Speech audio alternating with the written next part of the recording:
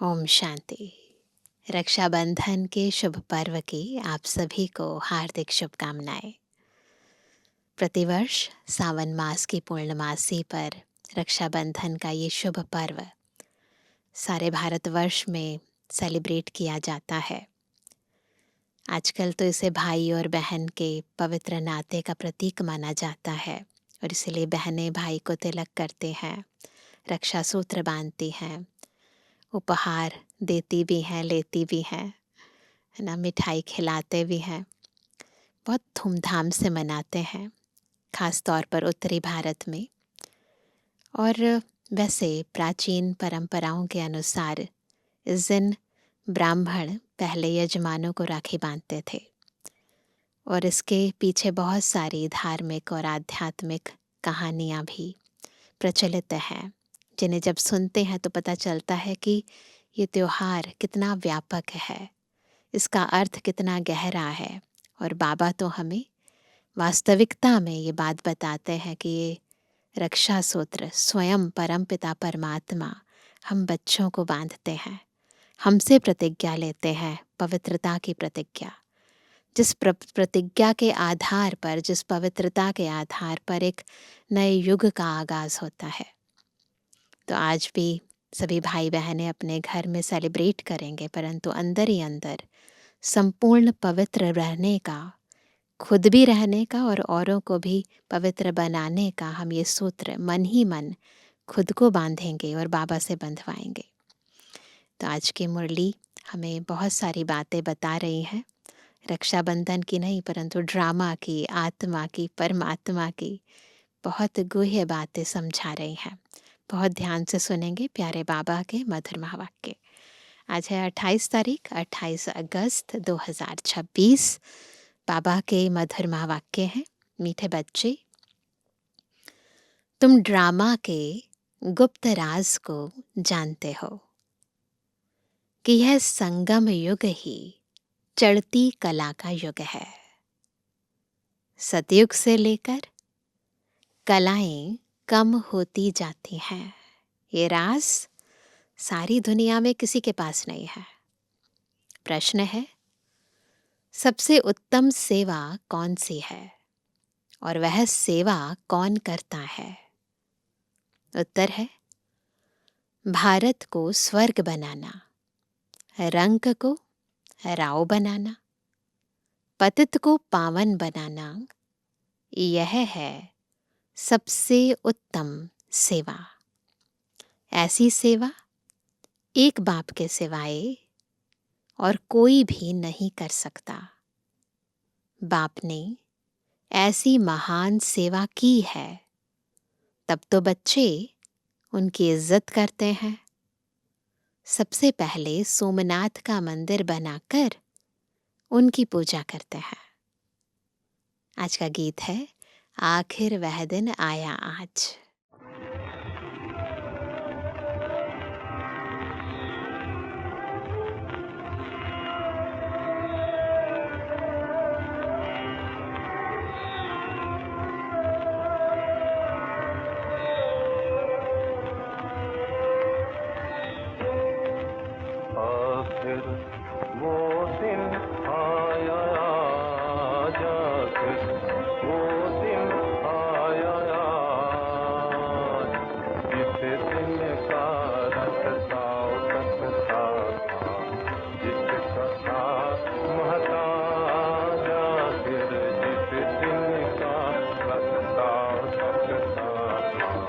जिसका था महताज आखिर वो दिन आया, आखिर वो दिन आया। ओम शांति। मीठे मीठे रूहानी बच्चों ने यह गीत सुना। जैसे आत्मा गुप्त है और शरीर प्रत्यक्ष है। आत्मा इन आँखों से देखने में नहीं आती है, इनकॉग्निटो है, गुप्त है जरूर, परंतु इस शरीर से ढकी हुई है।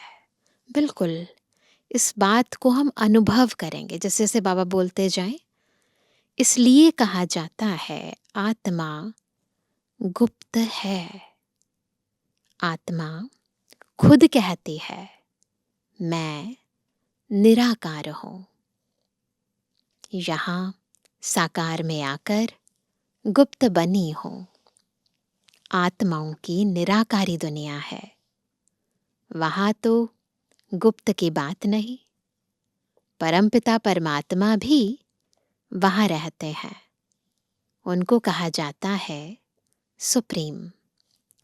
ऊंच ते ऊंच आत्मा, परे ते परे रहने वाला है परम पिता परमात्मा। बाप कहते हैं जैसे तुम गुप्त हो, मुझे भी गुप्त आना पड़े। मैं गर्भ जेल में नहीं आता हूं। मेरा नाम एक ही शिव चला आता है। मैं इसमें आता हूं तो मेरा नाम नहीं बदलता। इनकी आत्मा का जो शरीर है उनका नाम बदलता है। मुझे तो शिव ही कहते हैं, सभी आत्माओं का बाप। तो तुम आत्माएं इस शरीर में गुप्त हो। इस शरीर द्वारा कर्म करती हो। मैं भी गुप्त हूं। तुम बच्चों को यह ज्ञान अब मिल रहा है कि मैं आत्मा इस शरीर से ढकी हुई हूं। आत्मा है इनकॉग्निटो, शरीर है कॉग्निटो। आत्मा गुप्त है, शरीर प्रत्यक्ष है। मैं भी अशरीरी हूं। बाप इनकॉग्निटो इस शरीर द्वारा सुनाते हैं। तुम भी इनकॉग्निटो हो, शरीर द्वारा सुनते हो।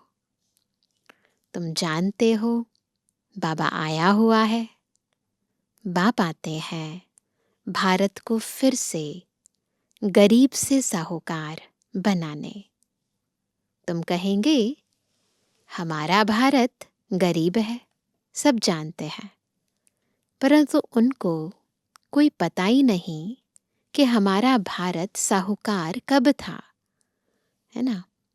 तो ये भी नहीं पता ना, क्योंकि कहते हैं, भले गीत बना हुआ है कि भारत सोने की चिड़िया था, जहाँ डाल डाल पर सोने की चिड़िया करती है बसेरा, वो भारत देश है मेरा। तो कहते हैं भारत सोने की चिड़िया था, परंतु कैसे था, कब था, वो तो नहीं जानते ना।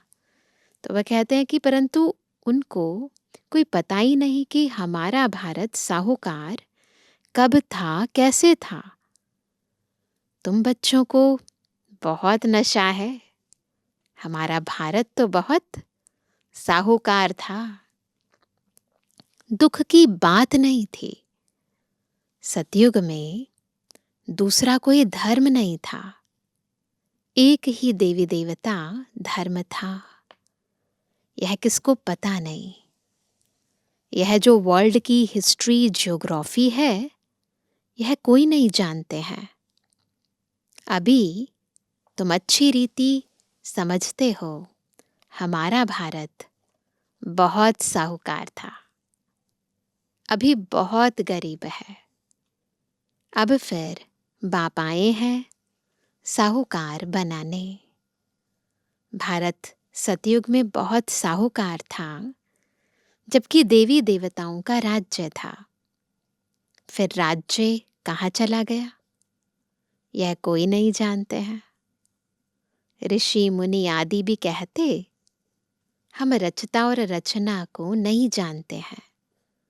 बाप कहते हैं सतयुग में इन देवी देवताओं को रचता रचना का ज्ञान नहीं था। आदि मध्य अंत को नहीं जानते। अगर उन्हों को यह ज्ञान हो कि हम सीढ़ी उतरते रसातल में जाएंगे, तो बादशाही का सुख भी ना रहे। कोई बादशाह हो और उसको पता चल जाए कि आगे चलकर ये राज्य छिन जाने वाला है, तो उस समय उसे राज्य होने का कोई खुशी होती है, नशा होता है, वो कुछ भी ना रहे। तो इसीलिए बाबा उस समय या कभी भी पूरे कल्प में नहीं बताते हैं, केवल अब जब चढ़ती कला का समय है तो बाबा बताते हैं। चिंता लग जाए, अभी तुमको चिंता लगी हुई है कि हम तमु प्रधान से सतु प्रधान कैसे बने। है सबको चिंता ये। हम आत्माएं जो निराकारी दुनिया में रहती थी, वहां से फिर कैसे सुखधाम में आई, ये भी ज्ञान है। हम अभी चढ़ती कला में हैं। यह 84 जन्मों की सीढ़ी है। इसके बीच में क्या होता है, यह भी तुम जानते हो। सतयुग में सब तो नहीं आएंगे। ड्रामा अनुसार हर एक एक्टर नंबरवार अपने अपने समय पर आकर पार्ट बचाएंगे। अभी तुम बच्चे जानते हो, गरीब निवास किसको कहा जाता है, दुनिया नहीं जानती। गीत में भी सुना, कौन सा गीत था, आखिर वह दिन आया आज। यह सब है भक्ति। भगवान कब आकर हम भक्तों को इस भक्ति मार्ग से छुड़ाए सदगति में ले जाते हैं, यह भी समझा है। राम राज्य, रावण राज्य किस चीज का नाम है, यह भी कोई मनुष्य नहीं जानते। अभी तुम बच्चे समझते हो। बाबा फिर से आ गया है इस शरीर में। शिव जयंती भी मनाते हैं तो शिव जरूर आते हैं। ऐसे भी नहीं कहते मैं श्री कृष्ण के तन में आता हूं, नहीं। बाप कहते हैं श्री कृष्ण की आत्मा ने 84 जन्म लिए हैं। जो पहले नंबर में था वह अब अंत में है, तत्त्वम। मैं तो आता ही हूं साधारण तन में, तुमको आकर बतलाता हूं तुम कैसे 84 जन्म भोगते हो। इस समय देवता धर्म का तो एक भी अपने को समझते नहीं है, क्योंकि सतयुग को बहुत दूर ले गए हैं। कोई है दुनिया में जो कहेगा कि हम देवी देवता घराने के हैं। कल्प की आयु लाखों वर्ष लिख दी है। वास्तव में ड्रामा की हिस्ट्री तो बहुत छोटी है। इसमें कोई धर्म की 500 वर्ष की, कोई की 2500 वर्ष की हिस्ट्री है। तुम्हारी हिस्ट्री है 5000 वर्ष की। देवता धर्म वाले ही स्वर्ग में आएंगे, और धर्म तो आते ही बाद में है। देवता धर्म वाले ही और धर्मों में कन्वर्ट हो गए हैं। ड्रामा अनुसार फिर भी ऐसे ही कन्वर्ट हो जाएंगे, फिर अपने अपने धर्म में लौट कर आएंगे। तो ये ड्रामा बना बनाया है। बाप समझाते हैं, बच्चे तुम तो विश्व के मालिक थे। तुम अभी समझते हो बाबा स्वर्ग की स्थापना करने वाला है, तो हम क्यों नहीं स्वर्ग में होंगे, है ना। हेवनली गॉड फादर है, हेवन की स्थापना करता है, हमारा बाप है, तो हमें स्वर्ग में होना चाहिए ना। बाप से हम वर्षा जरूर लेंगे। तो इससे सिद्ध होता है कि यह हमारे धर्म का है। जो नहीं होगा वह आएंगे ही नहीं। कहेंगे पराये धर्म में क्यों जाए, क्योंकि हर धर्म की अलग अलग आत्माएं है ना। इस धर्म का होगा तो ये ज्ञान सुनते ही उसे समझ आएगा और फिर अपने धर्म में आ जाएगा। नहीं होगा तो समझ में ही नहीं आएगा। तुम बच्चे जानते हो, सतयुग नई दुनिया में देवताओं को बहुत सुख थे। सोने के महल थे। सोमनाथ के मंदिर में कितना सोना था, ऐसा कोई दूसरा मंदिर होता ही नहीं। उसमें बहुत हीरे जवाहरात थे। बौद्ध आदि के कोई हीरे जवाहरों के महल नहीं होंगे। तुम बच्चों को जिस बाप ने इतना ऊंचा बनाया, उनकी तुमने कितनी इज्जत रखी है। बाबा के कितने बड़े बड़े मंदिर बनाए हैं। जो अच्छा कर्म करके जाते हैं, उनकी इज्जत रखी जाती है। अभी तुम जानते हो, सबसे अच्छे कर्म पतित पावन बाप ही करके जाते हैं। क्या करते हैं बाबा? हमें पतित से पावन बनाते हैं, हमें सतयुग का वर्षा देते हैं। क्या से क्या बना देते हैं। तुम्हारी आत्मा कहती है, सबसे उत्तम से उत्तम सेवा बेहद का बाप आकर करते हैं। हमको रंक से राव, बैगर से प्रिंस बना देते हैं। जो भारत को स्वर्ग बनाते हैं, उनकी भी इज्जत कोई नहीं रखते। तुम जानते हो, ऊंच ते ऊंच मंदिर गाया हुआ है सोमनाथ का, जिसको लूट ले गए। लक्ष्मी नारायण के मंदिर को कभी कोई ने लूटा नहीं है, सोमनाथ के मंदिर को लूटा है।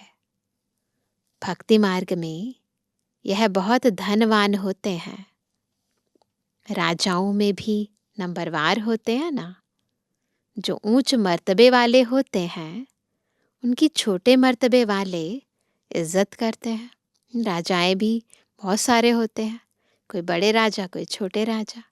छोटे वाले बड़ों की इज्जत करते हैं। दरबार में भी नंबरवार बैठते हैं। बाबा तो अनुभवी है ना, ब्रह्मा बाबा तो अनुभवी था ना।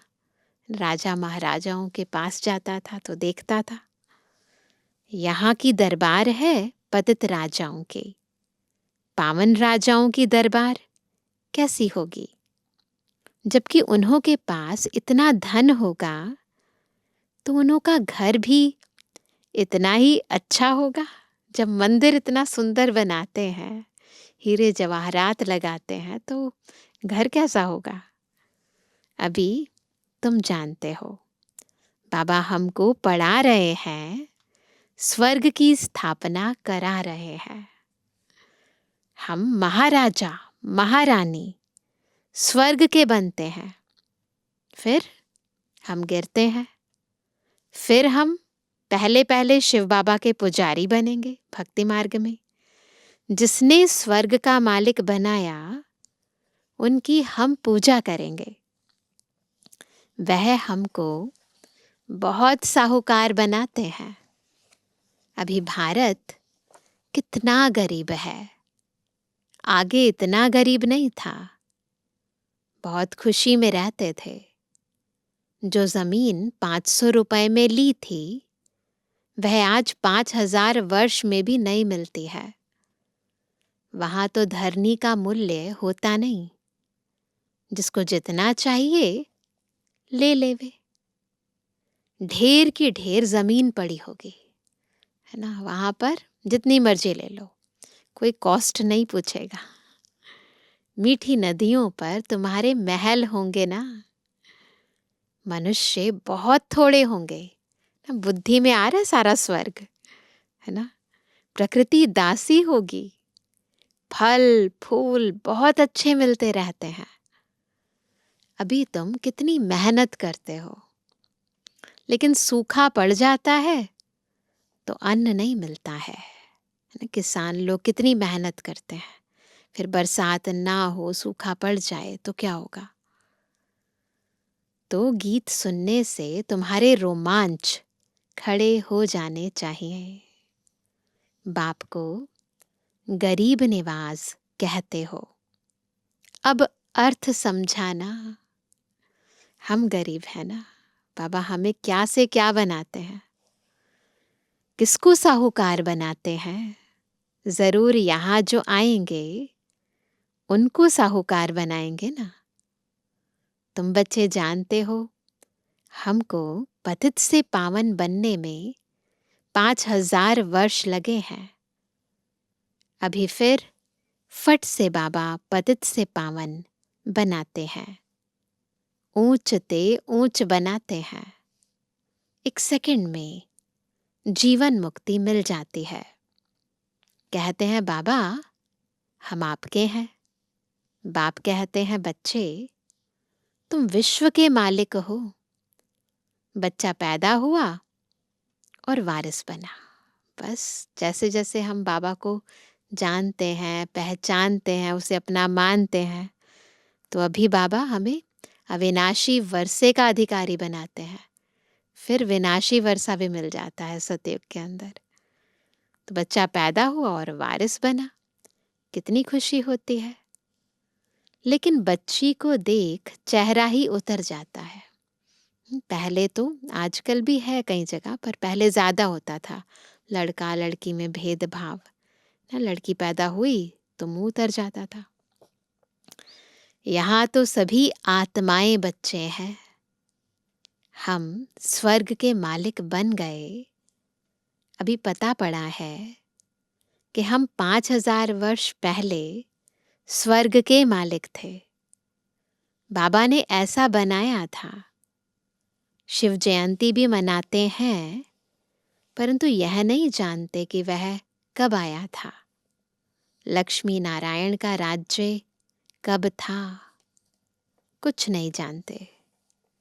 वास्तव में भारत की आबादी सबसे बड़ी होनी चाहिए। भारत की जमीन भी सबसे बड़ी होनी चाहिए। लाखों वर्ष हो फिर तो बहुत जमीन चाहिए। सारी दुनिया की भी जमीन पूरी ना हो। लाखों वर्ष में कितने मनुष्य पैदा हो जाते। अभी देखो कितनी पॉपुलेशन बढ़ चुकी है वर्ल्ड की। तो वह कहते अगर लाखों वर्ष हो तो क्या होगा, अनगिनत मनुष्य हो जाएं। इतने तो है नहीं।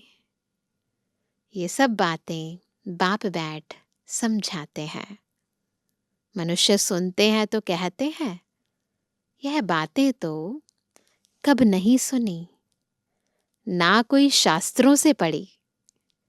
यह तो वंडरफुल बातें हैं। अभी तुम बच्चों की बुद्धि में सारे चक्र की नॉलेज है। यह बहुत जन्मों के अंत में अब पतित आत्मा है।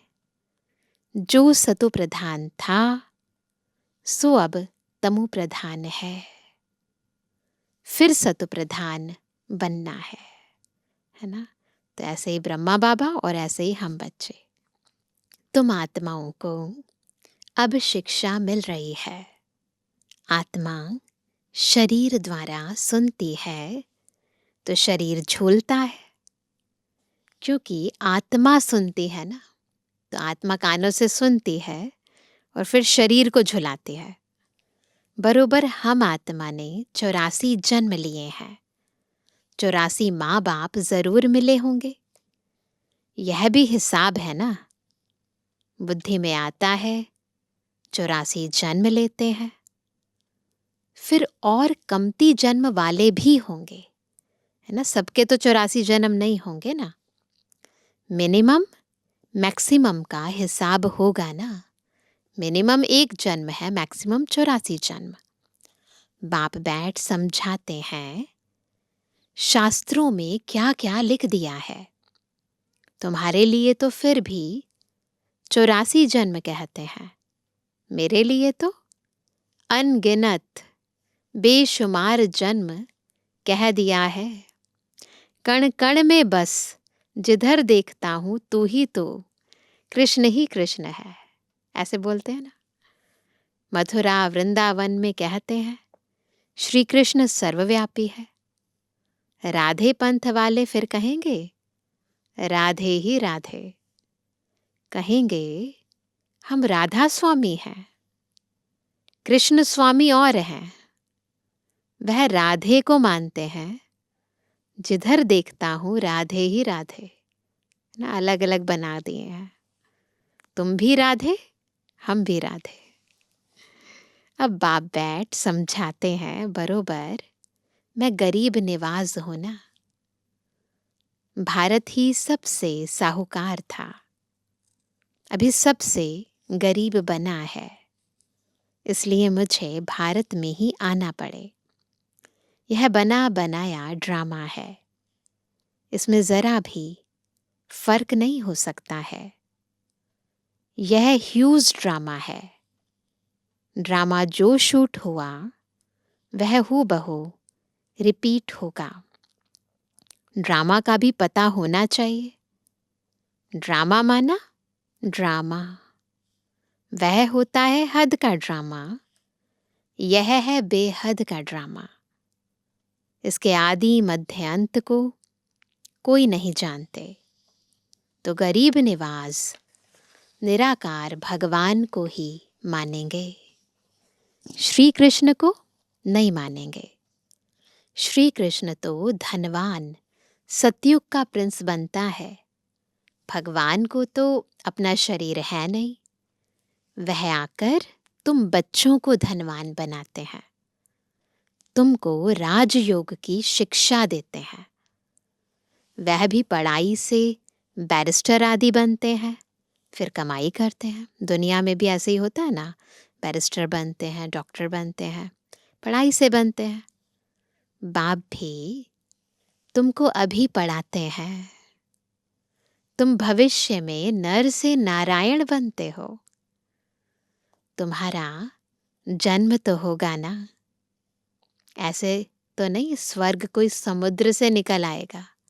कई लोग ऐसे कहते हैं ना कि सारी द्वारिका जो है वो समुद्र के नीचे चली गई, तो वह कहते हैं ऐसे तो नहीं स्वर्ग कोई समुद्र से निकल आएगा। श्री कृष्ण ने भी जन्म लिया ना, कंसपुरी आदि तो उस समय थी नहीं, है ना। वो जो स्टोरीज में बताते हैं वैसे जन्म नहीं लिया, है ना। बाबा तो बताते हैं ना, श्री कृष्ण तो पहला प्रिंस था, तो प्रिंस था तो जरूर राजा के घर में जन्म लिया। तो ऐसे नहीं जैसे शास्त्रों में लिख दिया है। श्री कृष्ण का कितना नाम गाया जाता है, उनके बाप का नाम ही नहीं, उनका बाप कहाँ है। श्री कृष्ण की कितनी महिमा करते हैं ना। जरूर राजा का बच्चा होगा ना, वहां बड़े राजा के घर में जन्म होता है, परंतु वह पतित राजा होने के कारण उनका नाम थोड़ी ही होगा। जो उनके उनके जो पिता थे तो राजा, या जो पिता होंगे वो होंगे तो राजा ही, परंतु उसका जन्म जो है, उस आत्मा का जन्म तो पतित तरीके से ही होता है ना। क्योंकि श्री कृष्ण ही पहली आत्मा है जिसका जन्म गर्भ महल में होता है ना, पूरी पवित्रता से होता है। तो इसीलिए उनके पिता का गायन नहीं है, पतित आत्मा का गायन नहीं है, पवित्र आत्मा का गायन है। तो बाबा कहते हैं श्री कृष्ण जब है तब थोड़े पतित भी रहते हैं। जब उनका जन्म होता है तो ऊपर से आत्माएं आती रहती हैं और यहाँ से आत्माएं जाती रहती हैं। जब वह बिल्कुल खलास हो जाते हैं ना, जब इस सृष्टि पर कोई भी एक भी पतित आत्मा नहीं रहती, तब वह गद्दी पर बैठते हैं। तो जब 111 होता है, यानी जब श्री कृष्ण गद्दी पर बैठते हैं, श्री नारायण बनते हैं, तब वो समय आता है जब इस संपूर्ण सृष्टि पर एक भी पतित आत्मा नहीं होती। तो बाबा कहते हैं तब वह गद्दी पर बैठते हैं, अपना राज्य ले लेते हैं, तब ही उनका संवत शुरू होता है। लक्ष्मी नारायण से संवत शुरू होता है। तुम पूरा हिसाब लिखते हो।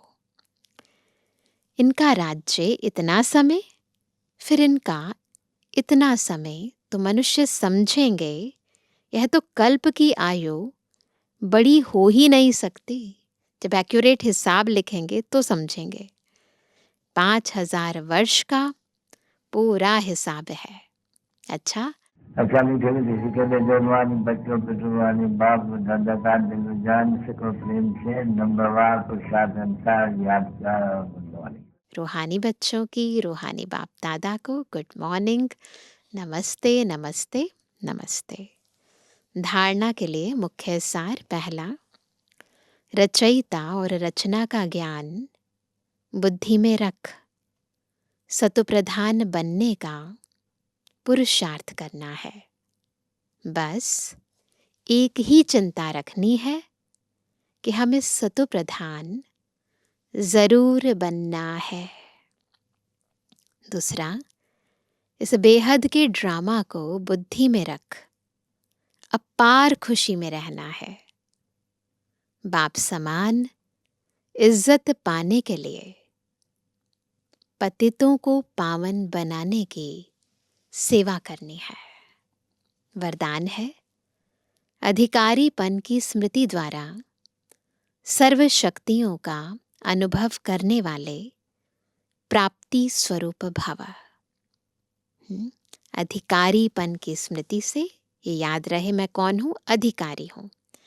जैसे ये स्मृति आएगी तो सर्व शक्तियों का अनुभव होगा और सर्व प्राप्ति स्वरूप बन जाएंगे।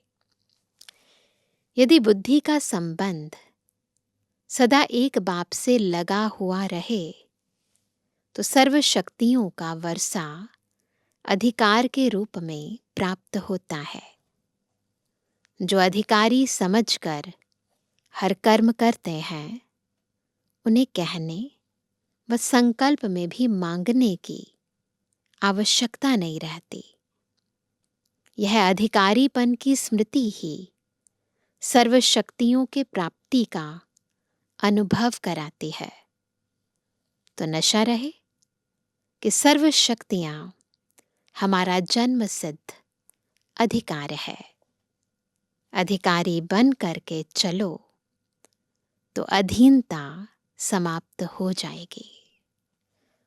स्लोगन है, स्वयं के साथ साथ प्रकृति को भी पावन बनाना है तो संपूर्ण लगाव मुक्त बनो। स्वयं के साथ साथ यदि प्रकृति को भी पावन बनाना है तो संपूर्ण लगाव मुक्त बनो। आज का व्यक्त इशारा, अपवित्रता के बीज को भी समाप्त कर संपूर्ण स्वच्छ यानी पवित्र बनो। अगर पवित्रता का नियम पक्का है तो लगाव मुक्त, ईर्ष्या और क्रोध से भी मुक्त बनो। चिड़चिड़ापन भी ना हो, यह भी लगाव नहीं रखो कि यह होना ही चाहिए। स्वार्थ या ईर्ष्या के वश कोई बात कहेंगे और वह पूरी नहीं होगी तो क्रोध पैदा होगा। इसलिए पवित्रता के पिलर को पक्का करो तो यह पिलर लाइट हाउस का काम करेगा। तो केवल काम नहीं, अभी तो ईर्ष्या, द्वेष, नफरत, क्रोध, इन सब विकारों को भी छोड़ना है, नहीं तो संपूर्ण पवित्र नहीं बन सकेंगे। अच्छा, ओम शांति।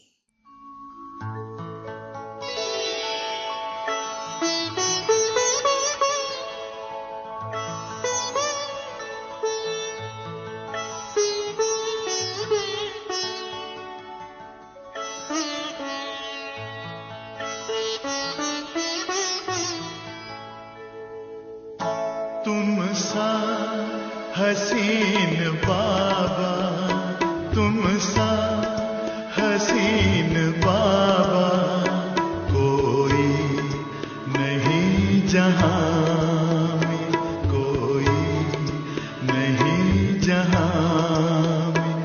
तुमने हसी बनाया, तुमने हसी बनाया, हमको भी इस जहां में, हमको भी इस जहां में। तुम सा हसीन बाबा, कोई नहीं जहां में, कोई नहीं जहां में।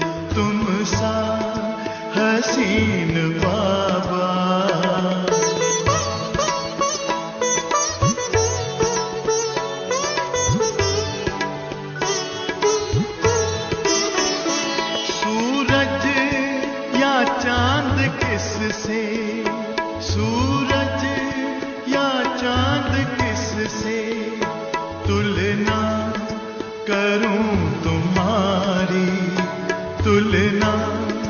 करूं तुम्हारी।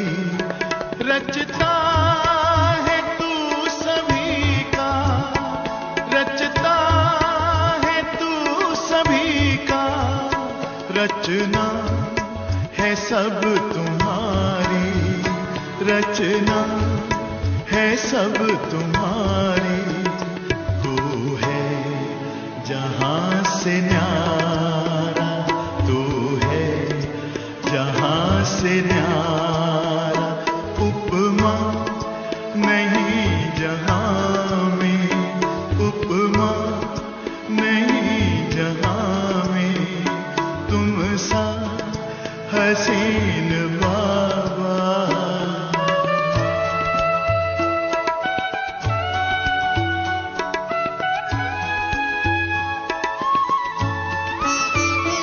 नजरें पड़ी जो तुम पर, नजरें पड़ी जो तुम पर, हटने का नाम ना ले, हटने का नाम ना ले।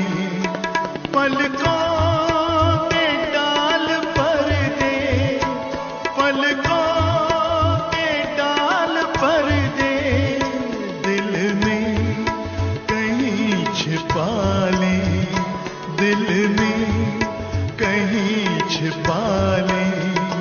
खो जाए तुझ में बाबा, खो जाए तुझ में बाबा। लौटे ना इस जहां में, लौटे ना इस जहां में, तुम सा हसीन बाबा।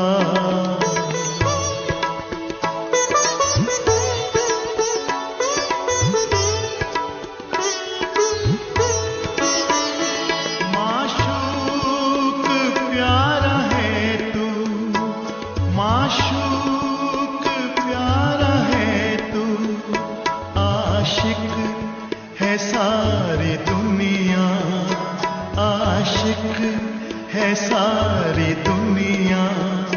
तू प्यार का समंदर, तू प्यार का समंदर, हम तो तुम्हारी नदियां, हम तो तुम्हारी नदियां।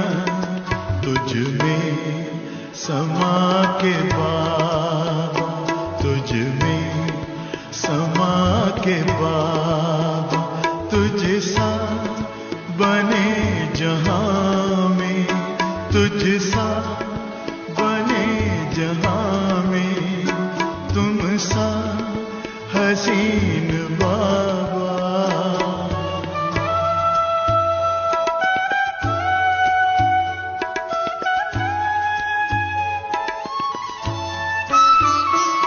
ये प्यार है रूहानी, ये प्यार है रूहानी, दुनिया क्या जाने इसको, दुनिया क्या जाने इसको।